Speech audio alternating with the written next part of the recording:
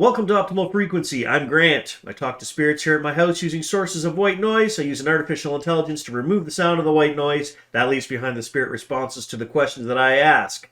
My friend sent me about 8 months ago, because he watches my videos, sent me an article, and the article was titled something like, "How did 6 people go missing from the North Bay Psychiatric Hospital?" So now, the North Bay Psychiatric Hospital is local to me, important to me because North Bay is pretty much the city I grew up in.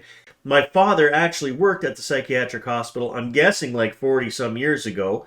He doesn't talk about it much, but I do remember when I was a little kid, him saying something like along the lines of, "Oh yeah, I got some stories about that place," because I guess who knows what was going on in a psychiatric hospital 40 plus years ago when there's no cameras on site and things were run a little differently back in the day. I'm sure some dark things have happened on that property, and many people have died there and gone missing, etc. Now, this place was demolished back in 2013, but at one point it housed as many as 1,100 patients. So this was a massive facility. With my ability to contact the spirits who are always watching, as you know if you watch my show here, they can tell us bits and pieces of what's happened to these missing people.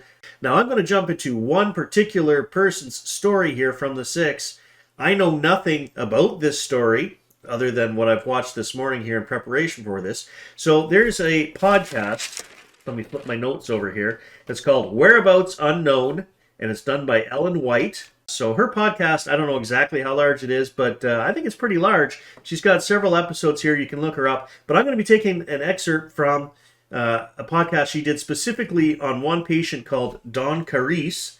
Okay, so you're going to hear this woman telling Dawn's story. Then I'm going to go to my sink, run a session on this, and see if we can get some more answers from the spirits, from beyond, find out, is Dawn living? Is she dead? What happened? How did she go missing? And we'll try and get to the bottom of this.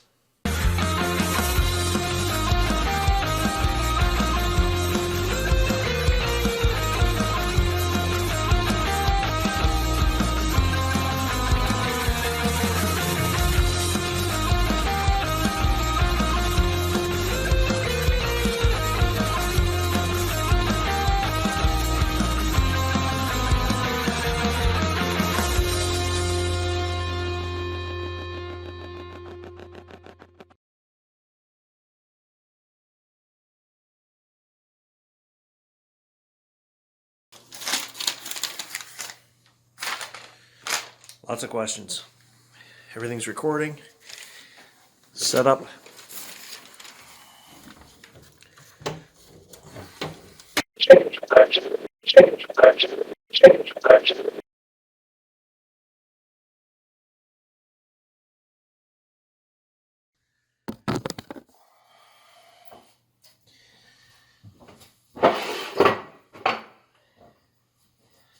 Sugar bowl.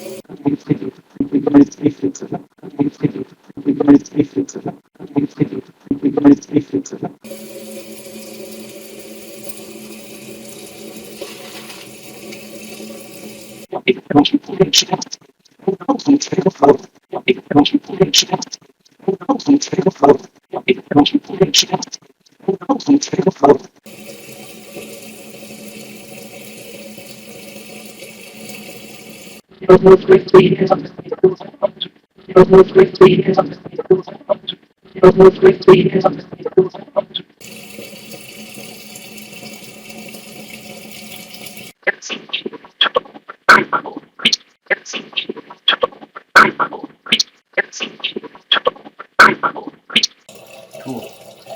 Okay, so I'm running the kettle fountain without this thing straight down, just almost like a drip into the sugar bowl. I think it sounds better.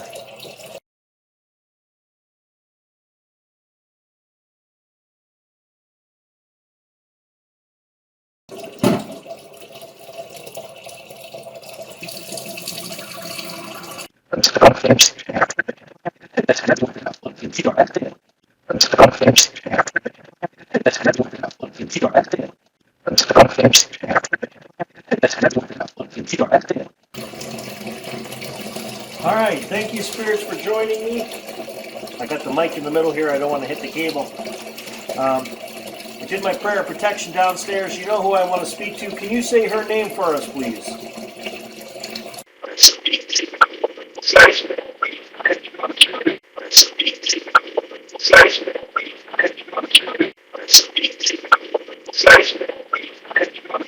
That is spirits meeting, being drawn together to have this conversation. I guarantee it. The one spirit says to the other, nice to meet you. The other guy says it's nice. And then one of them, somebody says, we'll wait for Grant to come through. That has nothing to do with me speaking. And man, am I getting the chills right now. I'm trying to drive this point home to you guys. These are spirit voices. Somehow, on some dimensional level, I've proven this. I've shown you 330 times almost now. Those voices are pretty clear, and it's not me speaking. Today's episode is called Lost Souls, The Disappearance of Dawn Carisse. Eva Dawn Carisse is one of 6 people who went missing from the North Bay Psychiatric Hospital in North Bay, Ontario. It seems that many people went missing from the North Bay Psychiatric Hospital through the years, but most by far were returned pretty quickly. But Dawn Carisse, Philippe Guérin, Norman Welsh, Glenn Wesley, Terry Zubko, and Russell Hofford. Their stories differ from the others in that they have just never been found. Now let's talk a bit about the community in which the hospital existed. North Bay is a lovely city with a beautiful waterfront and friendly people in Northern Ontario, Canada. Highway 11 is a major highway that runs through this community of just over 50,000 people. On Highway 11 northbound, just as you leave that city, heading for places like New Liskeard or Timmins, there existed for decades a facility called the North Bay Psychiatric Hospital. The hospital was huge, housing as many as 1,100 residents at a time in its day. It was surrounded by lovely expanses of lawn and trees and backed onto a forest. It was closed in 2011 when the newly formed Northeast Mental Health Center and the North Bay District Hospital merged in a new location on Highway 17 West in North Bay. The old North Bay Psychiatric Hospital was demolished in 2013. I have no doubt that the staff at the psychiatric hospital had their hands full caring for patients who suffered varying degrees of mental health issues, sometimes coupled with severe physical issues. And with each nurse expected to do laundry, care for, feed, wash, administer medication to, and of course, carefully watch 6 or 7 patients per nurse, that burden must have seemed a heavy one. Now, Dawn Carisse's story actually begins on Christmas Eve 1990, when this vibrant, healthy young mother of 3 was cooking a special holiday meal for her family. Standing at her kitchen sink, Dawn collapses. She is immediately brought to the hospital where it's discovered that she suffered a heart attack. And while Dawn would recover from the heart attack, she would not recover from the brain injury that occurred as a result of it, when a blood clot traveled to her brain and caused severe damage there. In just a moment, Dawn went from being a happy and energetic young mother who aspired to be a welder to a person that was almost unrecognizable to even those closest to her. Dawn would never again be able to care for herself. Especially impacted was her short-term memory, so she would not be able to retain really much, if any, new information. As her children grew, she was perpetually stuck in a time loop. Time stopped for Dawn Carisse on December 24th, 1990. The first thing I need to know, is Dawn Carisse dead?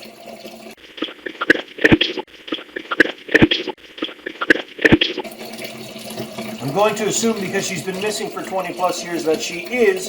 If she is not, spirits, please answer these questions on her behalf.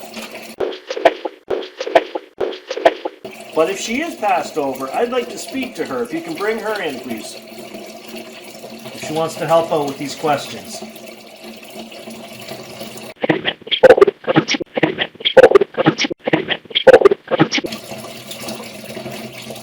So Dawn, what did that heart attack and subsequent stroke feel like?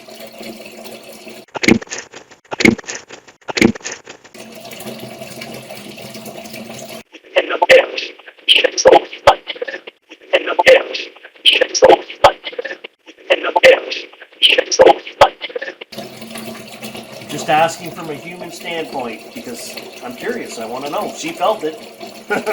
Tell us about it.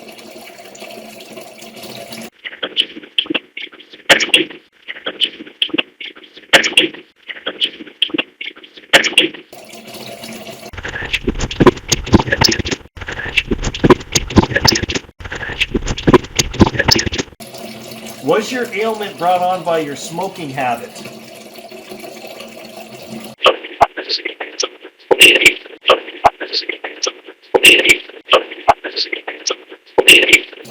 Your heart attack and subsequent admission to the psychiatric hospital, was this part of your life plan to help you learn some spiritual lessons?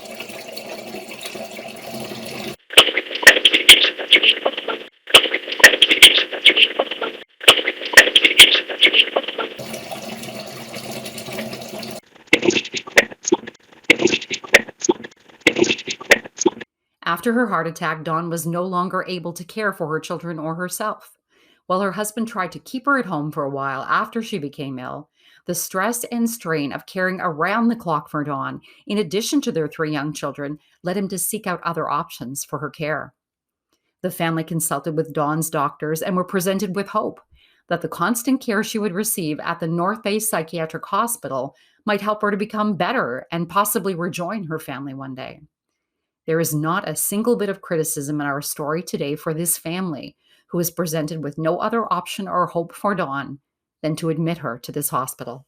Dawn became housed on Ward 2A, the locked female ward of this hospital, and from her very first day, she was entirely clear with her message to every single caregiver and visitor that given the chance, she would run from this hospital in an attempt to return home to the young children who, in her mind, never aged and who needed the care and love she felt only she could give them. And for this reason, and out of general concern for her safety and security, Dawn was to be kept under lock and key. Her family had to be relieved that Dawn was finally getting around-the-clock professional care in such a secure environment. Dawn would remain a resident of this ward and this hospital for just over 10 years. In her final year there, her husband would pass away, and the 3 children, who were virtually all she thought about, would be left in the care of other family members. And while her family had hoped and prayed that Dawn would one day be discharged and return to them, Dawn's departure from the hospital would follow a drastically different path. In the 10 years she was being kept under lock and key, Dawn would escape, or elope as it's called in hospital terms, at least 9 times before she finally disappeared on August 9th, 2001. Dawn has not been seen since. Overall, Dawn, how well did the people at the psychiatric hospital treat you?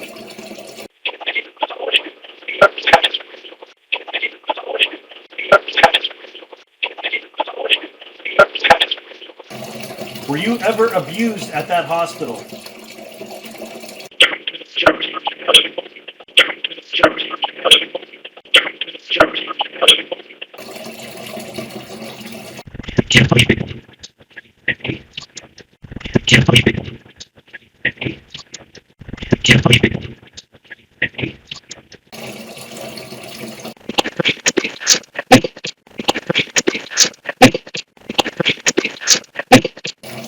Were the nurses too overworked to provide proper patient care?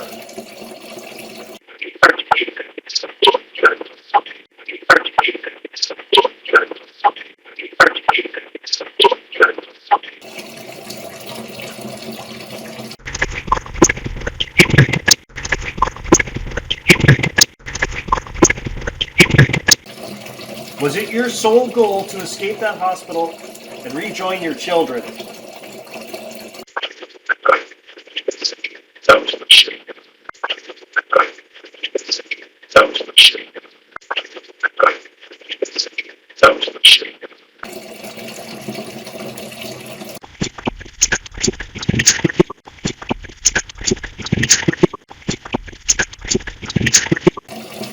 When your husband passed away, could you understand that he had died?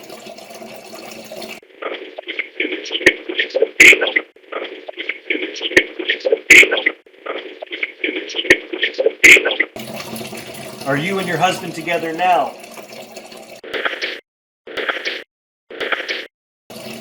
Oh, I swear I heard a man's voice say yes.